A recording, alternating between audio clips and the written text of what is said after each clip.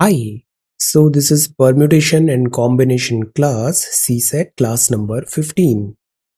ये कोर्स है this is CSET crash course. इसके पहले हमने पढ़ लिया है number system, fractions, elementary algebra, LCM HCF, average, percentage, order of magnitude, profit loss and discount ratio, partnership mixture, time and work, speed time, simple and compound interest.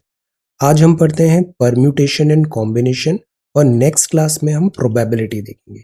C maths में थोड़ा easy चलना ज़रूरी था, इस चीज़ को मैं अभी speed up करता हूँ।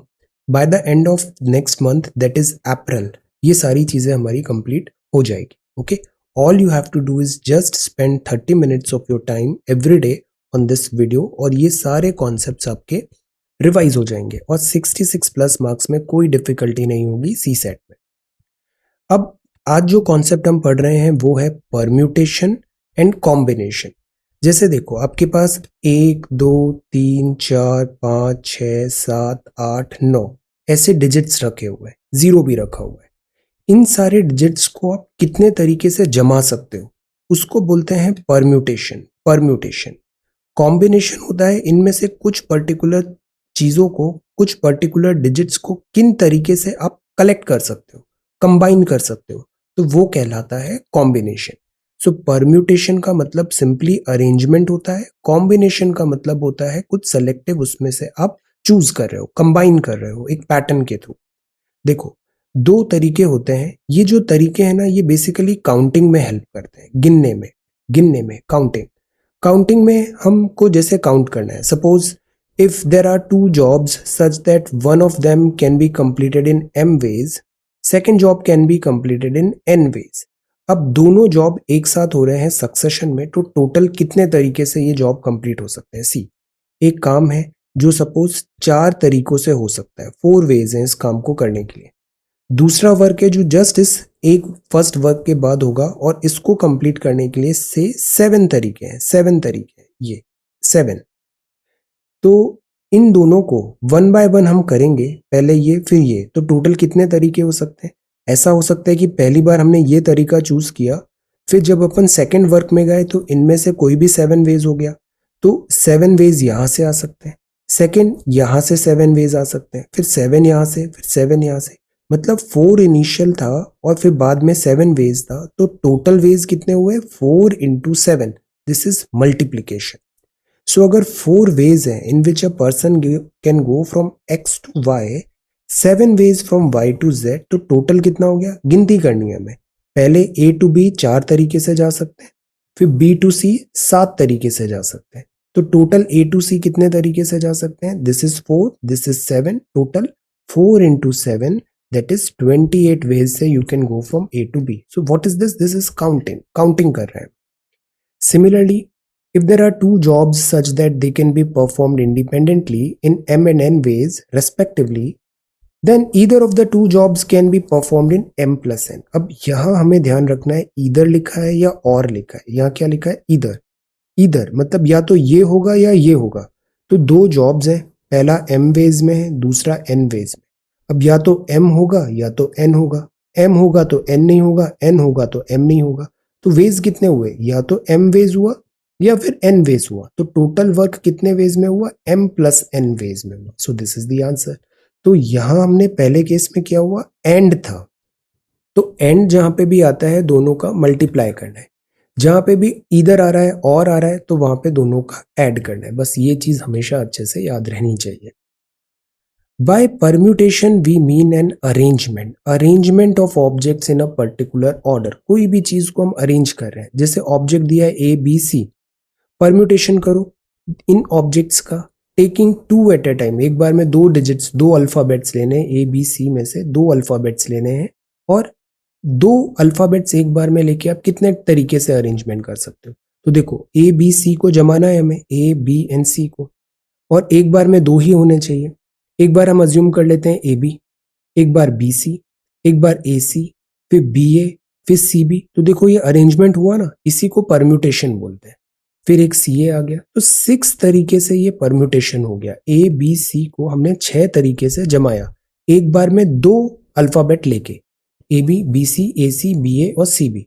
सो this is called permutation. Okay, तो मीनिंग समझ में आ गया हमें। Now this is called permutation. Permutation. अब परम्यूटेशन दो टाइप के हो सकते हैं, या तो लीनियर है मतलब एक लाइन में जमाना है, या फिर सर्कुलर है सर्कल में जमाना है। लीनियर परम्यूटेशन क्या होगा, जब रो या लाइन में जमाए तो वो लीनियर परम्यूटेशन हो गया। For example n dissimilar things है, लैंग्वेज ध्यान रखना है, एन अलग अलग चीजें अगर एक जैसी है तो अपन डिफ्रेंशिएट नहीं कर पाएंगे ना, ए और बी है या बी और ए है। अगर ए और बी दोनों बराबर है तो ये दोनों केस तो सेम ही हो जाएंगे। हम डिसिमिलर की बात कर रहे हैं। एन डिसिमिलर थिंग्स है taken r at a time, जैसे पहले वाले केस में तीन थे ए बी सी और taken two at a time था, तो उसका फॉर्मूला होता है एन पी आर। ये परम्यूटेशन का फॉर्मूला होता है एन पी आर। एन मतलब होता है total number of dissimilar things, permutation में जमा रहे हैं। आर मतलब टेकिंग से r number of things at a time, two at a time, three at a time, like that. तो ये एनपीआर होता है। एनपीआर को हम कैसे लिखते हैं, n, N minus one, N minus two, इस तरीके से हम डिक्रीज करते जाते हैं। तो ये बनता है n factorial upon N minus are factorial. तो याद कैसे रखना है, एनपीआर जब भी दिया हुआ है तो आप कैसे याद रखोगे, एनपीआर दिया हुआ है तो N factorial upon N minus are factorial, बस यही लिखना है, आपका आंसर आ जाएगा। और फैक्टोरियल का मतलब क्या होता है, एन फैक्टोरियल मतलब क्या होगा, n, N minus one, N minus two, n minus three, like that.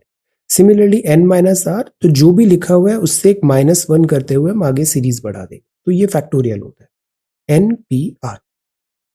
N factorial product होता है first natural numbers N factorial, और factorial N denoted by N factorial, ये ऐसे हो जाएगा जैसे फाइव फैक्टोरियल है तो five, five minus one four, four minus one three, three minus one two, two minus one one, तो ये हो गया फाइव फैक्टोरियल। तो फाइव फैक्टोरियल क्या हुआ, five into four into three into two into one. सी, N, N minus one, N minus two, ऐसे करके one तक, तो ये आ गया 120। So this is five factorial. n एक नेगेटिव इंटीजर या फ्रैक्शन है। When n factorial is not defined, thus n factor is defined for positive, तो n यूजुअली पॉजिटिव इंटीजर के लिए ही हम मानते हैं। देन जीरो फैक्टोरियल क्या होगा, जीरो फैक्टोरियल होता है वन।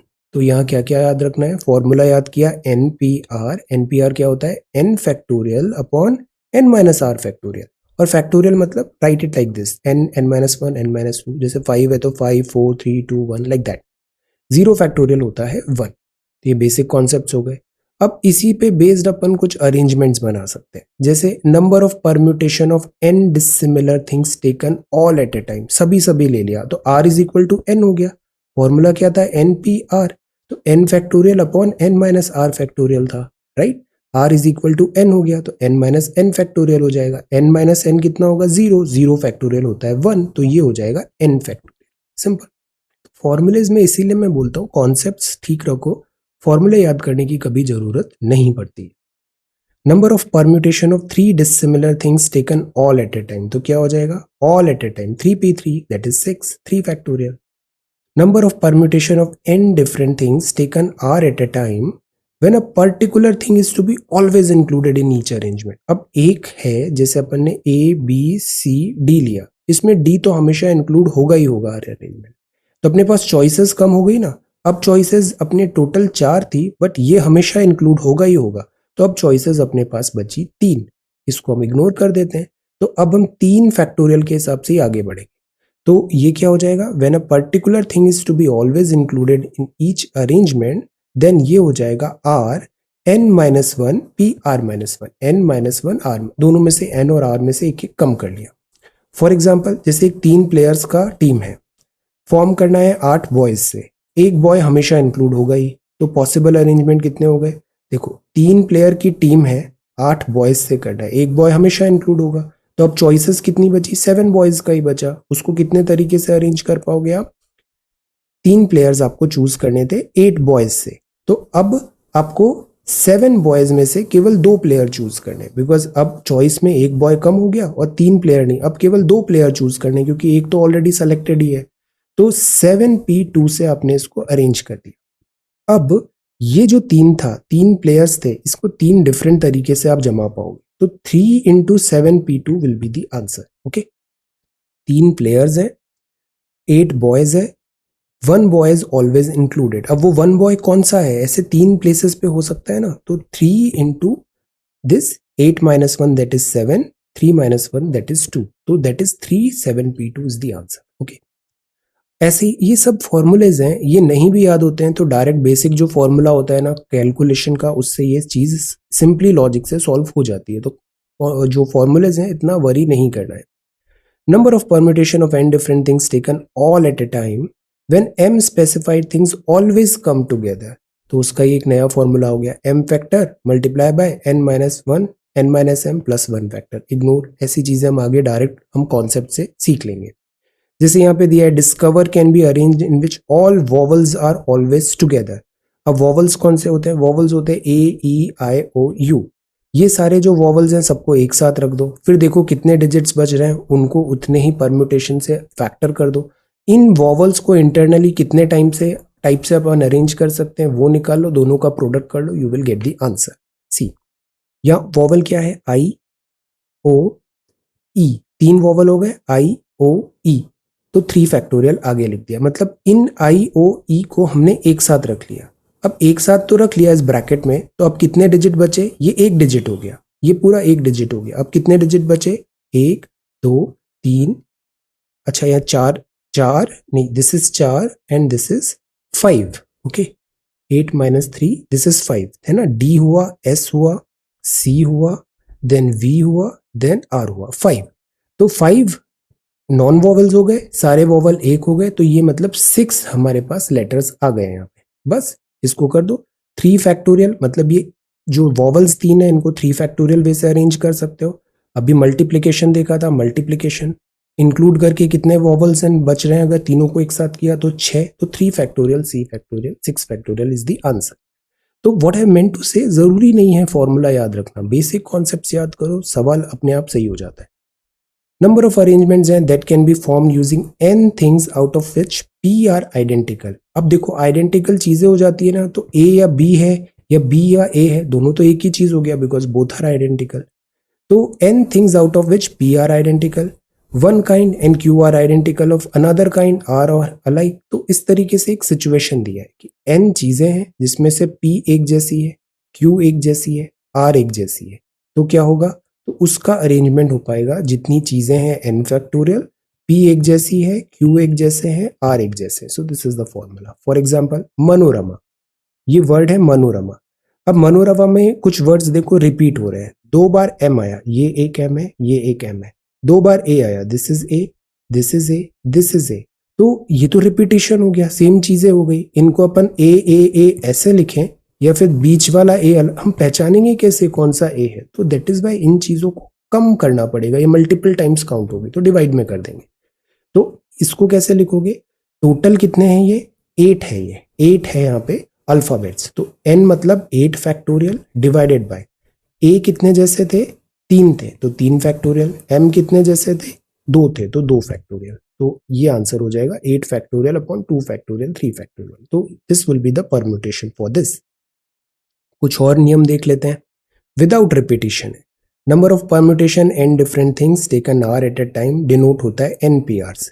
तो NPR हम कैसे लिखते हैं, NPR को हम लिखते हैं n factorial upon n minus are factorial. Okay, arranging the n things taking r at a time, arrangement is equivalent to filling r places with n things. तो इस तरीके से ये हो गया n माइनस 1। देखो ऐसा है कि हमारे पास बहुत सारी चॉइसेस है ना, 6 गुलाब जामुन है और यहाँ पे ऐसे बॉक्सेस है। पहला गुलाब जामुन किसी भी 6 बॉक्स में जा सकता है, पर एक बॉक्स में गुलाब जामुन चला गया, अब जो नेक्स्ट गुलाब जामुन होगा उसके पास ऑप्शंस कम हो गए ना, अब पहला इज गॉन, अब सेकंड थर्ड फोर्थ फिफ्थ से देखना पड़ेगा। तो इस तरीके से डिक्रीज करते हुए ले जाना है, आर प्लेस n, फिर सेकंड पे n-1, थर्ड पे n-2, चॉइसेस कम होती जा रही है। तो ये हो गया विदाउट रिपीटिशन। विद रिपीटिशन क्या होता है कि चॉइसेस कम नहीं हो रही है, आप उसको सारे डिजिट्स कहीं भी जा सकते हैं। सपोज डिफरेंट टेलीफोन नंबर्स हैं, जैसे 6 डिजिट का 10 डिजिट का टेलीफोन नंबर है। अब इस 10 डिजिट में पहले डिजिट पे तो 0 नहीं आएगा, बाकी डिजिट पे कोई भी डिजिट आ सकता है, चाहे 9 आए, 9 सब जगह भी आ पाएगा। ऐसा नहीं कि 9 हमने सेकंड प्लेस पे 9 रख दिया तो बाकी जगह 9 नहीं आएगा, ऐसा तो नहीं है। तो वो विद रिपीटिशन। तो विद रिपीटिशन में क्या होता है, सिंपली n पावर r हो जाता है, n पावर r। मतलब number of permutation of n different things taken r at a time when each thing में अकर वंस n टाइम्स में, तो n पावर n। जैसे कि टेलीफोन नंबर है, 3 डिजिट से बनाना है telephone number, okay. Number of different telephone numbers form by taking 3 digits from this 1 2 3 4। अब एक ये 4 डब्बे भर दो, हमने 3 डिजिट का बनाना है ना, 3 डिजिट का बनाना है, तो ऐसे आपने 3 प्लेसेस बना दिए। अब पहले प्लेस में कितने नंबर आ सकते हैं, या तो 1 या तो 2 या तो 3 या तो 4, तो 4 ये हो गया। दूसरे प्लेस में अब 1 यहाँ आ गया, पर ऐसा कंडीशन तो है नहीं कि विद रिपीटेशन नहीं होगा, रिपीटेशन तो हो सकता है। तो यहाँ पे भी 1 2 3 4 कुछ भी आ सकता है, 4 हो गया। यहाँ पे भी फिर से 4 आ सकता है, 1 2 3 4 कोई भी डिजिट भर लो, 4 चॉइसेस है हमारे पास, इधर भी 4 है। 4 इंटू 4 इंटू 4 क्या हुआ, 4 पावर 3। तो दैट इज वाई ये क्या हो जाता है, n power r, n power r जब रिपीटेशन। तो दो केसेस है, विदाउट रिपीटेशन में हमें फैक्टोरियल वे से बढ़ना है, विद रिपीटेशन में जस्ट पावर लगा दो उसके ऊपर, दैट्स ऑल। सवाल, अब हम सवाल देखते हैं। जैसे all the 6 letters of the name Sachin are arrange to form different words without repeating any letter in one word. Without repeating मतलब एक वर्ड यूज हो गया, अब उसको रिपीट नहीं करना है, वो gone. The word so formed are then arranged as in dictionary. Dictionary कैसे चलती है, ए बी, एक्चुअली ये लेटर सारे पता होने चाहिए, A B C D E F G H I J K L M N O P Q R S T, है ना। तो ये चीज होती है this dictionary, A B C D E F G H I J K L M N O P Q R S T V U V W X Y Z, okay. तो यहाँ पर अब अपन इसको डिक्शनरी वाइज से arrange करते हैं। पहला जो है सचिन लाना है। अब देखो इसको अरेंज करो, सबसे पहले ए आता है, फिर सी आएगा, फिर B C D E F G H I आएगा, एच आएगा, फिर आई आएगा, फिर एन आएगा, एस लास्ट में आएगा। तो टोटल कितने डिजिट्स हैं, 1 2 3 4 5 6। तो ए जो है पहले प्लेस में, जैसे अपन ने ए रखा, 5 फैक्टोरियल 5 जगह पे आएगा। ए हमने यहाँ रख दिया, जगह कितनी बची, 5 जगह बची, 1 2 3 4 5, क्योंकि टोटल 6 डिजिट का डिजिट था। तो इन 5 डिजिट को 120 तरीके से भर लो। दूसरे प्लेस में सी आगे रख लो, फिर 5 जो डिजिट भरी 120। तीसरे केस में एच आगे रखो, फिर ये जो 5 डिजिट है फिर आप 120, फिर आई आगे रखो, फिर ऐसे 5 डिजिट 120, फिर एन आगे रखो, फिर 5। तो ऐसे करके एस के ऊपर ही जितने भी वर्ड्स हैं सब 120 120 तो वर्ड्स फॉर्मेशन बना ही देंगे। इसके बाद जैसे ही अपन ने एस रखा है, एस के बाद नेक्स्ट नंबर क्या आएगा, ए आएगा, डिक्रीजिंग हम डिक्शनरी देख रहे हैं, फिर सी आएगा, फिर एच आएगा, फिर आई आएगा, फिर एन आएगा, इसमें कोई चेंज नहीं आ रहा है। तो ये जैसे ही ये 5 कंप्लीट होंगे केसेस, 120 इंटू 5, जो अगला डिजिट होगा वो सचिन नहीं होगा, अगला जो अल्फाबेट, अगला जो वर्ड होगा वो सचिन होगा। सो this is 601, okay. Each of 2 women and 3 men is to occupy 1 chair out of 8 chair, of which number from 1 to 8. First women are to occupy any 2 chairs from those numbered 1 to 4. मतलब पहले woman के पास कितनी woman है, 2 woman है, और option कितने हैं, 4 है। 4 ऑप्शन है, 2 वुमन है, तो 4p2 से उसे अरेंज कर दो। 3 men would occupy any 3 chairs out of the remaining 6 chair. तो 6 चेयर रिमेनिंग है, कितने पर्सन है, मैन है 3। तो पहले woman 4p2, man 6p3, solve it. अब 4p2 है तो 4 इंटू से 3 और इंटू नीचे 4p2, 4 minus 3, 4 minus 2 that is 2 factorial, ये 2 2 cancel, 4 into 3, 4 into 3 12। Similarly 6p3 क्या होगा, 6 into 5 into 4 3 factorial, 6 minus 3 3 factorial, cancel, 6 into 5 into 4 120। Total करो 1440 इज द आंसर। तो इस तरीके से हम अरेंजमेंट कर रहे हैं, हम जमा रहे हैं, परम्यूट कर रहे हैं, okay. Different ways in which this can be done. अब एक होता है सर्कुलर परम्यूटेशन। सर्कुलर परम्यूटेशन क्या होता है, ऐसे टेबल में बैठा है, गोल गोल मेज टेबल है, गोल मेज सम्मेलन है, राउंड टेबल कॉन्फ्रेंस है, लाइक दैट। तो अब सर्कल में सर्कुलर परम्यूटेशन है, तब अब इसमें लेफ्ट और राइट का कॉन्सेप्ट जो था वो अब नहीं हो, अब उसमें ये नहीं हो रहा है कि जैसे ये फर्स्ट पर्सन था, ये लास्ट पर्सन था, अब ये दोनों ही सेम हो गया, तो ये सर्कुलर हो गया है। तो इससे हमेशा एक जो भी चीज दी हुई है ना उसको -1 कर दो, वो सर्कुलर परम्यूटेशन हो जाता है। नो फर्स्ट और लास्ट प्लेस होता है इसमें। तो लीनियर परम्यूटेशन में फर्स्ट था, ये लास्ट था। सर्कुलर में कोई फर्स्ट और लास्ट तो है नहीं, ये 3 4 लोग बैठे हैं, अब ये 4 जैसे भी बैठे हैं, कोई फर्स्ट और लास्ट नहीं है, तो ये होता है सर्कुलर। तो सर्कुलर परम्यूटेशन में जितने भी ऑब्जेक्ट्स हैं उसको सीधा 1 से कम कर दो, क्योंकि फर्स्ट और लास्ट नहीं है, वो उसका फैक्टोरियल कर दो। 6 स्टूडेंट्स टेबल के अराउंड कितने वे में बैठेंगे, 6 माइनस 1 फैक्टोरियल में, तो दैट इज 5 फैक्टोरियल। ओके, अब आता है थ्रेड, जैसे कोई माला है, इसमें टेबल में बैठे थे तो राम के इधर श्याम बैठा हुआ है, this is one case. Shyam इधर बैठा है तो this is another case. But अगर बीड्स है, माला है, तो उसमें तो फूल तो सारे एक जैसे ही है ना, इधर इधर लेफ्ट राइट तो कुछ लगेगा नहीं। तो जो सर्कुलर परम्यूटेशन था उसको आधा कर दो, बिकॉज लेफ्ट और राइट का कॉन्सेप्ट गया, क्लॉकवाइज एंटी क्लॉकवाइज कॉन्सेप्ट गया। So the point is clockwise anti clockwise same है, अगर वो थ्रेड है तो उसको n माइनस 1 फैक्टोरियल जो सर्कुलर का आया उससे आधे केस हटा दो, मतलब डिवाइडेड बाय 2 कर दो, तो ये हो गया circular permutation, easy. In how many ways 8 director vice chairman of a firm be seated at around table if the chairman has to sit between vice chairman and a director. Chairman जो है वो vice chairman director के साथ बैठा है, मतलब chairman हमेशा vice chairman के साथ बैठा है मान लो, तो ये हमेशा एक हो गए, है ना। अब कितने लोग थे, 8 डायरेक्टर्स थे। इन how many ways 8 director, vice chairman chairman 7 हो गए और 8 डायरेक्टर, मतलब 9 यूनिट टोटल हो गई। अब ये दोनों दो तरीके से अरेंज हो सकता है, एक बार वीसी चेयर है, एक बार चेयर वीसी है, ऐसे दो तरीके हो सकते हैं ना, इंटरनली अरेंज कर सकते हैं। और टोटल यूनिट 9 है, 9 यूनिट को कितने तरीके से अरेंज कर सकते हैं, सर्कुलर है, 9 माइनस 1 फैक्टोरियल मतलब 8 फैक्टोरियल से, तो टोटल केस कितने हो जाएंगे, 9 यूनिट को अपन ने 9 फैक्टोरियल वे से, 9 माइनस 1 फैक्टोरियल मतलब 8 फैक्टोरियल वे से अरेंज किया, और इनका इंटरनल अरेंजमेंट दो तरीके से हो सकता है, तो ये सारा 8 फैक्टोरियल मल्टीप्लाई बाय 2 करना पड़ेगा, 2 फैक्टोरियल इंटू 8 फैक्टोरियल, तो this will be the answer. Okay, अब हम आते हैं कॉम्बिनेशन में। कॉम्बिनेशन अगेन चूज करना होता है, अभी हम बस जमा रहे थे, अब हम चूज करेंगे। Each of the groups or selection that can be made by taking some, कुछ चूज किए या सभी चूज कर लिए, all of a number of things without considering the arrangement is called combination. Understand, language maths में भी समझना जरूरी होता है definition. Each of the groups or selections that can be made by taking some or all of a number of things बिना considering the arrangement, तो वो होता है कॉम्बिनेशन। तो डिफरेंट कॉम्बिनेशंस क्या होते हैं, जैसे ए बी सी को कितने तरीके से जमा सकते हो, एक बार ए बी लिख लो, एक बार ए सी लिख लो, एक बार बी सी लिख लो। दो दो क्यों ले रखे हैं, क्योंकि यहाँ पे लिखा है 2 at a time, A B A C B C. Okay, so these three groups or selections are called combination of three things taken 2 at a time।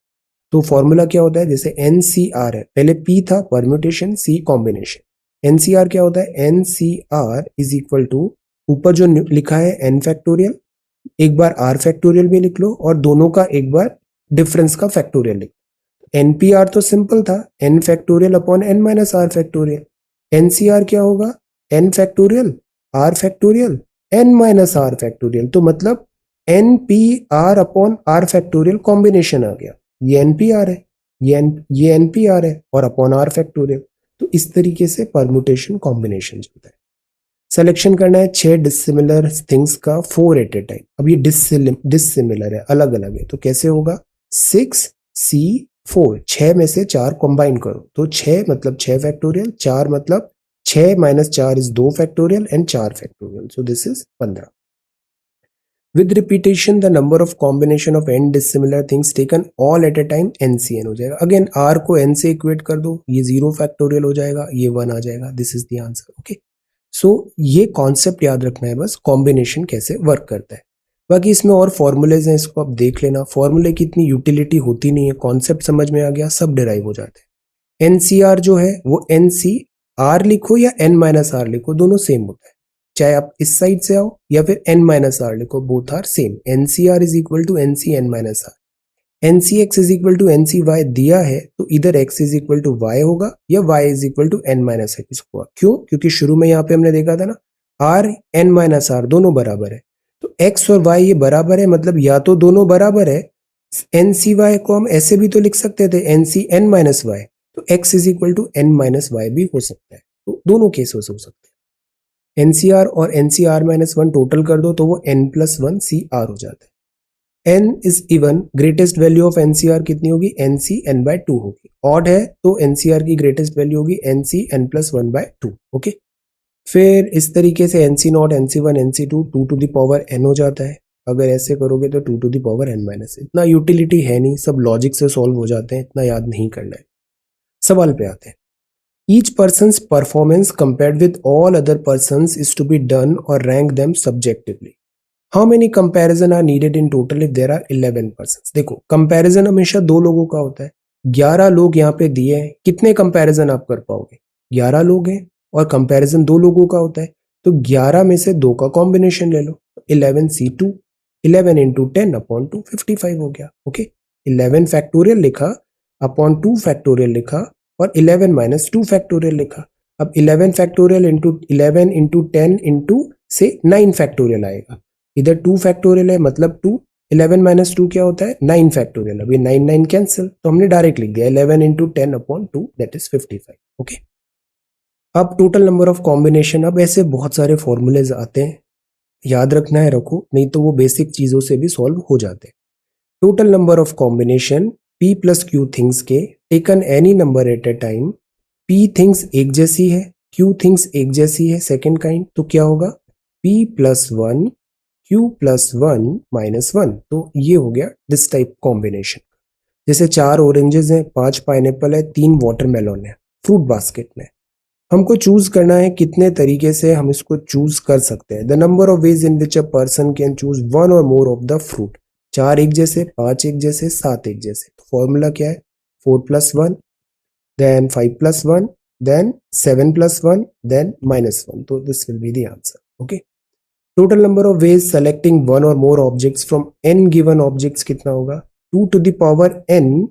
2 to the power n total cases हो रहे हैं और एक case लेते हैं जिसमें हमने उसको सेलेक्ट ही नहीं किया और वो केस टोटल से हटा देते हैं, तो जो बचा होगा वो टोटल नंबर ऑफ केसेस हो गए। जैसे कि इनविटेशन दिया 5 फ्रेंड को डिनर पे आने का, है ना। Number of ways a man can invite one or more of his 5 friends to dinner. 5 friends हैं, या तो इनवाइट हुआ या नहीं हुआ, इनवाइट हुआ नहीं हुआ, तो ऐसे करके कितने केसेस हुए यस नो 5 केसेस हुए। 2 into 2 into 2 into 2 into 2 2 to the power 5। बस हमें यहाँ करना है इनवाइट किया है, तो नॉन इनवाइट का भी तो एक केस हुआ होगा, तो उसको -1 कर दो तो इनवाइट हो जाएगा 31। Simple. Total number of selections r consecutive things के आउट ऑफ n कितना होता है in a row n minus r plus 1। बिल्कुल भी इंटीमेट, इससे डरना नहीं है, ये चीज लॉजिक से हो जाती है। फॉर्मूला याद है तो ठीक है, नहीं याद है तो भी ठीक है। नंबर ऑफ सेलेक्शंस n, मैं बस बता रहा हूँ कि इन केस अगर आपको लग रहा है यूटिलिटी तो इससे आप याद करते हो तो दैट इज ऑल्सो ओके। दोनों केसेस में it is perfectly fine. Total ways in which 9 pearls can be selected from a necklace having 24 pearls is 24। ठीक है, R things are selected out of n identical thing is 1. Total number of ways 0 or more things can be selected n identical thing is n plus 1. तो ये कुछ 6 formulas हैं। if you want इन सबको आप ऐसे याद भी कर सकते हैं, नहीं तो कॉन्सेप्ट्स हमेशा वर्क करते हैं। सी क्वेश्चन पेपर में 10 क्वेश्चन है, each question could only be answered as true और फॉल्स। हमें फॉर्मूला नहीं पता, हम बेसिक से देखेंगे। Each candidate answered all the question, सबने आंसर किया। No two candidates wrote the answer in an identical sequence, सब अलग अलग है। How many different sequences of answers are possible? देखो हर क्वेश्चन है, 10 सवाल है, हर किसी की 2 ऑप्शंस है, या तो यस होगा या तो नो होगा, तो हर सवाल 2 तरीके से आ रहा है। Each question can be answered in 2 veg.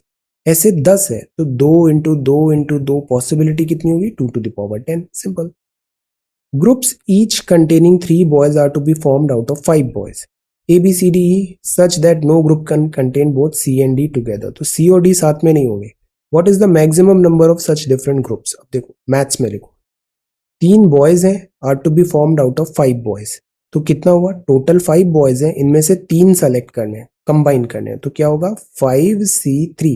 इन 5 में से 3 का सिलेक्शन किया 5C3, ये पहला हो गया। सी डी अगर टुगेदर है, सी डी टुगेदर है तो ऑप्शंस कितने बचे अपने ए बी। सी डी तो हमेशा साथ में होगा, ई मतलब 4 यूनिट ही बचा। सी डी इंटरनली भी अरेंज हो सकता है, तो देखो सी डी अब ये 4 है हमारे पास, है ना, 4 है हमारे पास। सी डी तो एक साथ ही होगा, मतलब 1 यूनिट काउंट करेंगे। हमें 3 लोग सेलेक्ट करना है यहाँ से, 3 लोग। अगर हमने सी डी सेलेक्ट किया उसके साथ या तो ई आएगा, एक केस हो जाएगा क्योंकि 3 हो जाएंगे, फिर सी डी ई 3 हो गए, ये दोनों तो हमेशा साथ हैं। सी डी के साथ बी आ सकता है, फिर 3 हो गए। सी डी के साथ ए आ सकता है, फिर 3 हो गए। तो केसेस कितने बने C D E 1, C D B 2, C D E A 3। तो ऐसे 3 केसेस बनेंगे अगर सी डी हमेशा साथ लेना है हमें, तो केवल ये 3 केसेस बनेंगे। पर ये जो केसेस हैं इसमें जो रिक्वायर्ड नंबर है वो क्या आएगा 3 आउट ऑफ 5 बॉयज हमने कैसे चूज किए थे, अगर साथ में नहीं लेना था तो कितने थे, 5C3। 5C3 में ये जो 3 है इनको हटा दो, तो 5C3 माइनस 3। ईच ग्रुप में ABCD, no group contain both C and D together. तो देखो 3 ग्रुप ऐसे बने जिसमें C और D टुगेदर थे। टोटल ग्रुप थे 5C3, जिसमें से 3 ऐसे ग्रुप बने जिसमें C और D टुगेदर है, तो आंसर हो गया 5C3 minus 3, that is 7. Okay, so this is also one way. Society में it is customary for friends of the same sex to hug and for friends of opposite sex to shake hands when they meet. Group of friends met in a party, there were 24 handshakes, तो possible number of hugs कितने होंगे? Very easy. दोनों sex के यहाँ पे लोग हैं, mail है फीमेल है, मेल X है फीमेल Y है, तो हैंडशेक्स कितना होगा? अपोजिट जो है वो यहाँ पे क्या कर रहे हैं, हैंडशेक कर रहे हैं, तो हैंडशेक कितने हो गए? ये मेल है X, फीमेल Y है, 4 लोग हैं, 4 5, 4 दिस मेल 5 फीमेल सपोज, तो कितने हैंडशेक्स होंगे? हर ने 5 फीमेल्स, तो 4 into 5 XY, तो XY is equal to 24 handshakes हो रहे हैं, X female Y female X male. ये फर्स्ट इक्वेशन। मेल हग्स हैं, मेल कितने हो रहे हैं? जैसे इसके लिए हम क्या करेंगे, जैसे मेल अगर X है तो वो कितने हग्स होंगे उसके? X minus 1/2, X minus 1/2। दो लोगों को जब 2 मेल होगा तो हग होगा ना, तो अगर X मेल है तो ये हो जाएगा X माइनस 1/2। सिमिलरली फीमेल के केस में Y माइनस 1/2 हो जाएगा। दोनों को टोटल कर दो तो टोटल हग्स हो गए। ये 2015 या 14 का सवाल है एक्चुअली। अब इसमें क्या करना था, जैसे ये 2 इक्वेशन आ गई, ये 2 इक्वेशन आ गई, ऑप्शंस में हमें ये दिया हुआ है, लेट अस ट्राई और देखते हैं कौन सा ऑप्शन यहाँ पे करेक्ट बैठ रहा है। XY 24 है, पहला इक्वेशन हो गया। इससे अपने को क्या क्या वैल्यूज आ सकती है X और Y की, या तो X1 Y 24, X2 Y 12, 3 8 4 6 6 4 8 3, इस तरीके की 2 वैल्यूज आ सकती है ना, जो XY is equal to 24 value fit हो रही है। जैसे X 12 है, Y 2 है, तो 24 हो गया, 24 1 24 हो गया, लाइक दैट। सेकेंड केस में हम इधर इनमें से जो बीच की वैल्यूज हैं, जैसे देखो अगर हम शुरू की कोई वैल्यूज देख रहे हैं तो ऑप्शंस तो आ नहीं रहे। 4 और 6 देखते हैं X और Y का, तो इससे हग्स आ गए 21, मतलब 21 इज द पॉसिबल आंसर। इसको मार्क कर आगे। इस तरीके से भी हमें केयरफुली देखना है, रिवर्स भी चलना है कई बार ऑप्शन से। Okay, then in how many different ways can 4 books ABCD can be arranged one above another, एक के ऊपर एक वर्टिकल स्टैक में, ऐसे ABCD, such that A and B are never in continuous position. तो जब भी ऐसा नेवर होता है ना, उनको एक साथ मान के केसेस काउंट कर लेने चाहिए और टोटल में से उसको सब्सट्रैक्ट कर देना चाहिए। टोटल अरेंजमेंट 4 फैक्टोरियल है, ABCD को अरेंज करना था, 4 है, 4 फैक्टोरियल बेस से अरेंज हो गया। A और B टुगेदर है, तो कितनी एंटिटीज बची? ये दोनों एक एंटिटी बन गई ना, तो अब केवल 3 एंटिटी बची, वो 3 फैक्टोरियल से अरेंज हो जाएगा। अब ये A और B भी हो सकता है, B और A भी हो सकता है, मतलब 2 तरीके हैं हर 3 फैक्टोरियल के, तो 2 into 3 फैक्टोरियल। तो इतने केसेस में ये दोनों साथ थी, टोटल में, टोटल से ये केसेस हटा दो, you will get your answer. 4 factorial minus this cases, तो 12 is your answer. See again easy. तो ये बड़ा आसान होता है, इसके मैं और कुछ एक्सरसाइज दूंगा, solve them, you will feel very comfortable, difficulty नहीं आएगी। RCB बहुत इजी है आज का। The interest of working and poor people have historically been neglected in the planning of our city. Interest जो है वो नेग्लेक्ट किए गए हैं प्लानिंग में, वर्किंग और पुअर के। Our cities are increasingly intolerant, unsafe and unlivable places for large number of citizens. बहुत सारे लोगों के लिए ये करेक्ट नहीं है। Yet we continue to plan the old way. फिर भी हम पुराने तरीके से चल रहे हैं। Static development plan that draws exclusively from technical experts, distanced from people's life experience and needs. मतलब जो technical expert solution लेके आ रहे हैं, वो जो actual में लोगों को चाहिए वो तो है ही नहीं। Actively excluding large number of people, बहुत सारे लोगों को एक्सक्लूड कर दिया है। Places, activity, practices that are an integral part of the city, मतलब जो प्लानिंग कर रहे हैं ये एक्सपर्ट्स, वो एक्चुअल में जो रिक्वायरमेंट है उसको एड्रेस ही नहीं कर रहा है। This is the thing. अब पैसेज सीम्स टू आर्ग्यू क्या बोलना चाह रहा है, against the monopoly of builders and the interest of elite group, क्या ये बता रहा है मोनोपोली नहीं होनी चाहिए, एलीट ग्रुप के खिलाफ होना चाहिए, ऐसा कुछ बोला तो नहीं इसने। Against the need for global and smart cities, ये तो हो ही नहीं सकता, हम क्यों मना करेंगे ग्लोबल एंड स्मार्ट सिटीज के against. No. In favour of planning cities mainly for working class and poor, ऐसा भी नहीं है कि हम वर्किंग और पुअर क्लास के लिए ही सिटी बनाए, ये भी गलत, ये बहुत नैरो है, ये सही नहीं होंगे, ये बहुत नैरो थॉट है, ये भी बहुत नैरो है, this is also narrow. In favour of participation of peoples group in city planning. अब इसको आप मना नहीं कर सकते, लोगों का पार्टिसिपेशन हो रहा है, अच्छी बात है। सो this is the answer, D is the answer. Okay, so this is permutation and combination. Thank you so much for watching this video. Take care, study well and be safe.